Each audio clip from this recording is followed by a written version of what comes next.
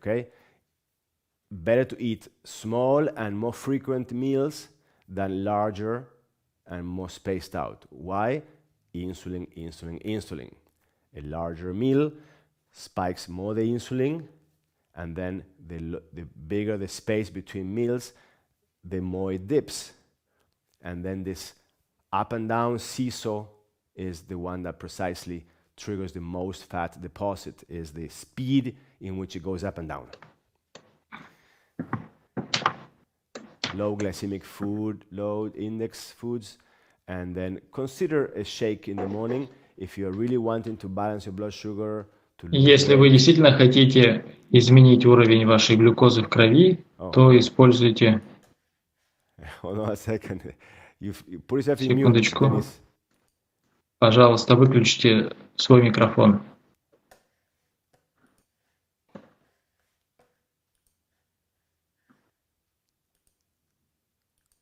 All right, here we are.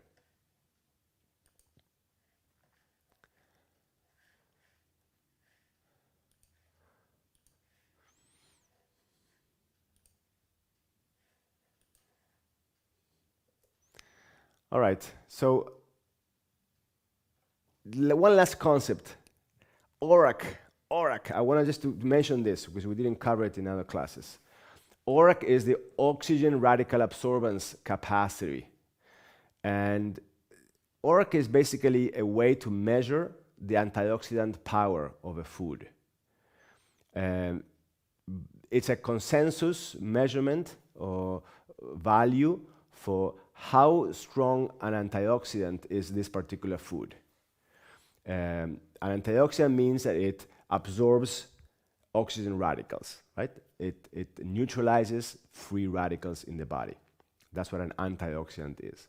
And antioxidants are associated with rejuvenation, higher vitality, organ repair, and other beneficial functions. So we want more antioxidants in our diet.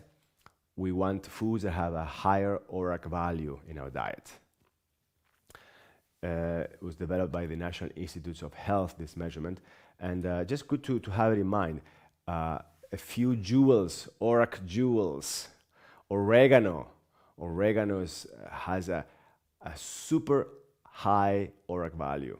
And the oregano in the oil extract, for example, is super good to combat microbes. If you have any kind of infection, it's safe to give to kids. We highly recommend it to have in your house a extract of essential oil of oregano, and whenever you are wanting a boost, or you are having any infection of any kind, or your immunity is low, you have either from 1 to 3 to up to 10 drops in a glass of water once to 3 times per day, and it will be great. Then here are other, just to keep in mind: rosemary, thyme, cinnamon, and turmeric. Spices have a lot of beneficial properties, and they have a high ORAC value. So keep those in mind. Turmeric is fantastic for any kind of inflammation. Add it in the diet, take it as a capsule by itself.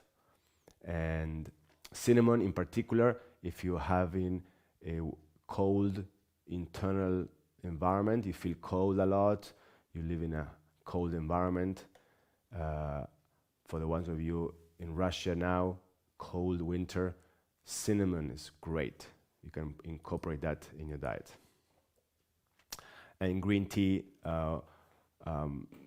always good stuff about green tea. We want to always, if you want some caffeine, this is the way to consume it. Anyways, more things that you can see in our PowerPoint, but I want to leave a moment for questions. Anybody has any questions regarding today's topic, the things we covered, anything related to what we did today?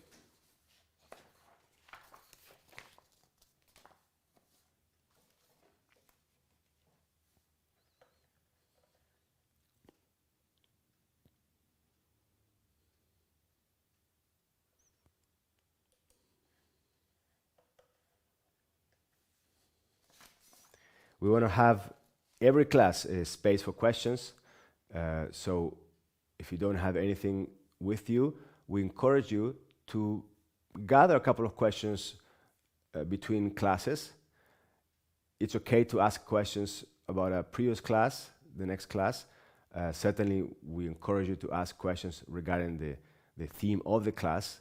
So, for example, for next class, you can look at what the topic will be and already have some questions written. And if they're not covered in class, you can ask them at the end.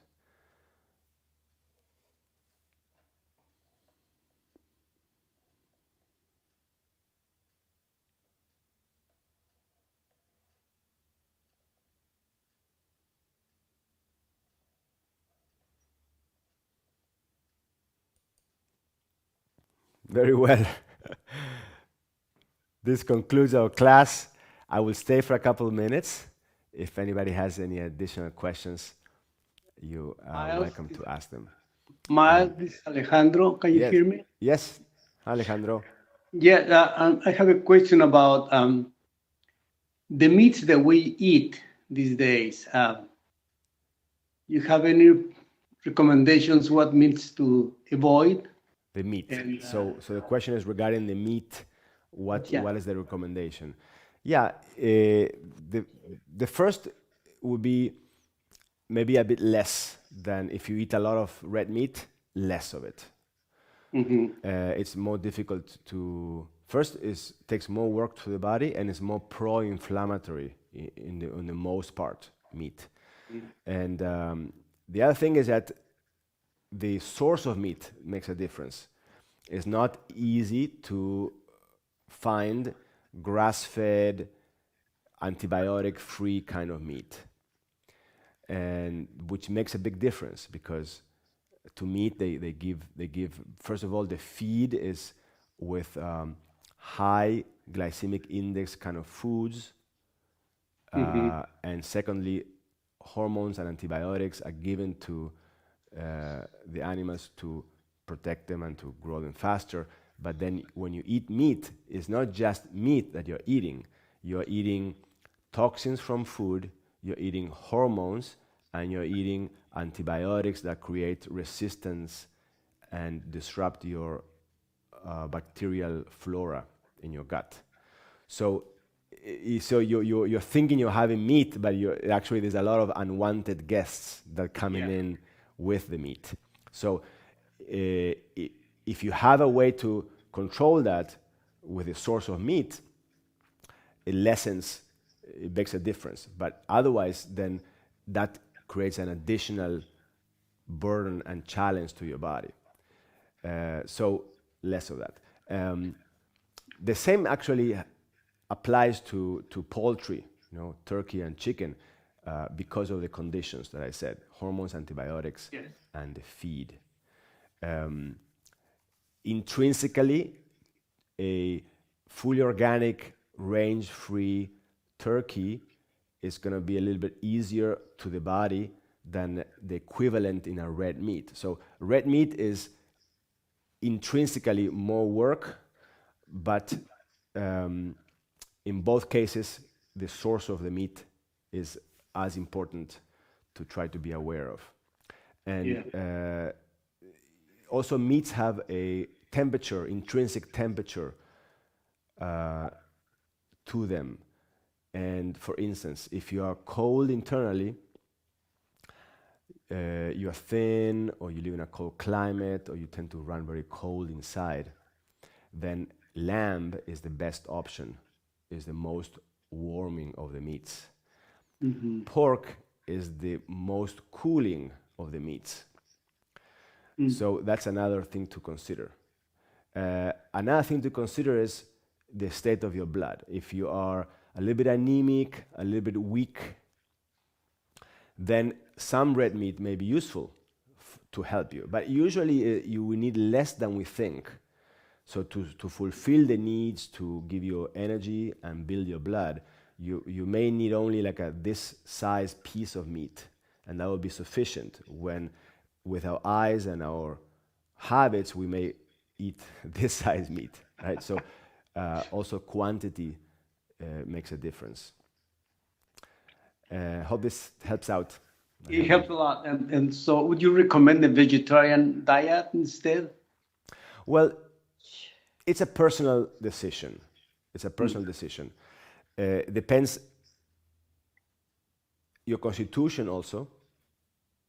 Depends your type of lifestyle.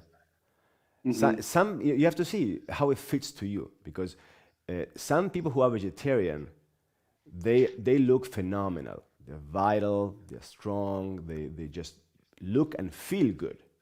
Other people who are vegetarian, they're a little bit weakened. They're dragging, so it's not balanced. So you have to see what is your preference. But now, Yes. if you are not vegetarian, then with more ease. Like for example, Erin is pretty much fully vegetarian, unless sometimes she may eat some lamb to warm up and to give a boost to her blood and so forth. And I eat some more than her meat, but also I restrict it. So you have to make a choice. Okay. Thank you. You're welcome. Anybody else? My question? Yes, hi Pavel. Yes. Okay, hi. You spoke about the fats and for cooking, but you reference was to internet. But could you mention some good fats for cooking for high temperatures? Yeah, I said safflower oil. That's a great one to cook with. Canola can be also. We use safflower in our house for the most part. It could be safflower or it could be sunflower, both kinds for cooking. We also use coconut oil for cooking, and that's another one that you can use. All three are high heat resistance.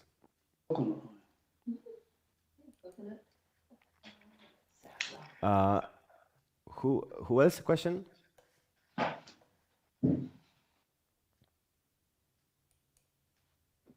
Miles, Yes. Samuel here. Hi, Sam. I'm coming from a Mediterranean diet myself, and it implies that they use a lot of olive oil, extra virgin olive oil when possible, for cooking.